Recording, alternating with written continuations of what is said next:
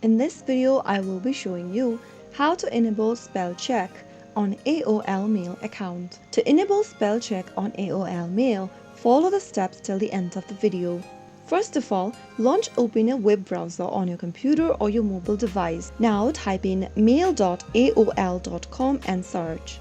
Make sure that you're signed into your AOL Mail account by entering your correct credentials. Now, once you're inside the main homepage for AOL Mail, click on the gear button appearing at the top right corner. Select More Settings from the expanded menu and then select Writing Emails from the left toolbar. Scroll down and toggle on the button right next to Spell Check Before Send.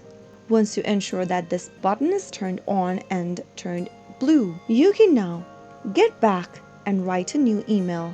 Once the option is enabled, the AOL Mail will automatically underline misspelled word as you type, allowing you to correct it before sending your message. So that is how you can easily enable spell check on AOL Mail.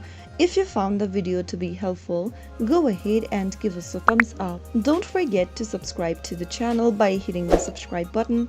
Also press on the notification bell so that you'll never miss another upcoming upload from us. I will see you again in the next episode. Thanks for watching.